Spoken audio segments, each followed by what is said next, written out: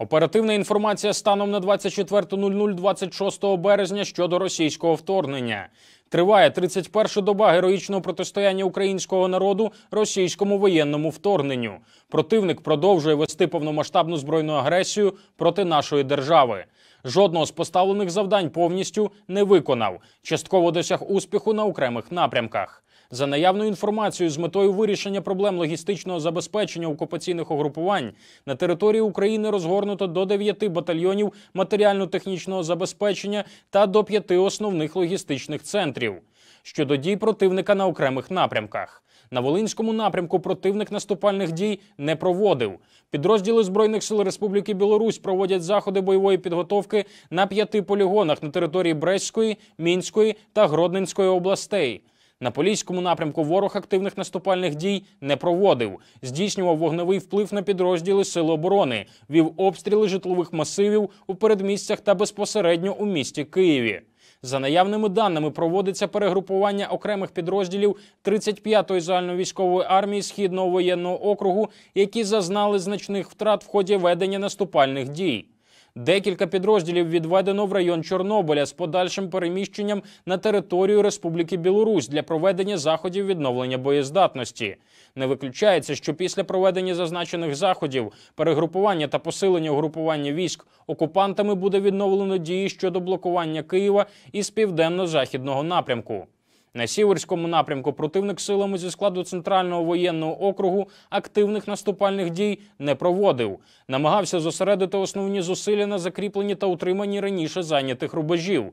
Не полишав спроб блокування міста Чернігова силами окремих підрозділів зі складу 41-ї загальновійськової армії та 90-ї танкової дивізії Центрального воєнного округу.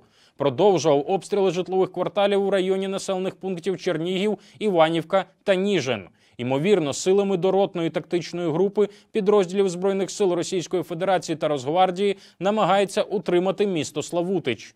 На в'їздах у місто російськими окупантами встановлені блокпости.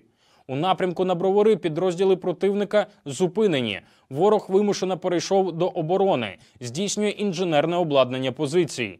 За результатами бойових дій в районах Лук'янівка та Рудницьке, підрозділи зі складу БТГР 30-ї окремої мотострілецької бригади зазнали значних втрат та відійшли у район населених пунктів Піски та Нова Басань. Для поповнення втрат озброєння і техніки відзначено висування колон у напрямках населених пунктів Великий Самбір, Дептівка, Голінка та напрямку на Дубов'язку. Прикриття колон з повітря здійснювали вертольоти. Фіксуються заходи посилення охорони тилових районів і логістичних маршрутів, а також заходи з посилення адміністративно-поліцейського режиму на тимчасово зайнятій місцевості. На Слобожанському напрямку противник діє силами окремих підрозділів зі складу Західного воєнного округу та Північного флоту. У напрямку на Суми ворог силами підрозділів зі складу 1-ї танкової армії активних наступальних дій не проводив. Основні зусилля зосереджував на перегрупуванні військ. В районі міста Харків окупанти визначеним складом сил активних наступальних дій не проводили. Основні зусилля зосереджували на поповненні поточних втрат, відновленні техніки та нанесенні ударів по об'єктах цивільної інфраструктури міста. У напрямку на Слов'янськ ворог діє силами до 3 батальйонно-тактичних груп. Намагається закріпитись в районах населених пунктів Кам'янка, Синичне, Суха Кам'янка. Відзначається ведення наземної розвідки розвідувальними підрозділами у напрямку населених пунктів Барвінкове та, ймовірно, у напрямку на місто Слов'янськ. На Донецькому напрямку противник продовжує перегрупування та нарощування ударних угрупувань для відновлення наступальних дій з метою виходу на адміністративні кордони Донецької та Луганської областей. Основні зусилля зосереджує на взятті під контроль населених пунктів Попасна, Рубіжне, виходів до районів населених пунктів Вугледар, Новотроїцьке, а також захоплення міста-героя Маріуполя. В Рубіжному за підтримки артилерії здійснює утримання займаних позицій в північній та північно-західній частинах міста. В Попасній за підтримки артилерії намагався провести штурмові дії. Успіху не мав, зазнав втрат. Мінометним вогнем через відсутність взаємодії здійснив обстріл власних позицій. У напрямку населеного пункту Красногорівка робив спробу розпочати штурмові дії. Успіху не мав, зазнав втрат та відійшов. Продовжує здійснювати штурм Маріуполя, наносить авіаційні, артилерійські удари по об'єктах цивільної та військової інфраструктури.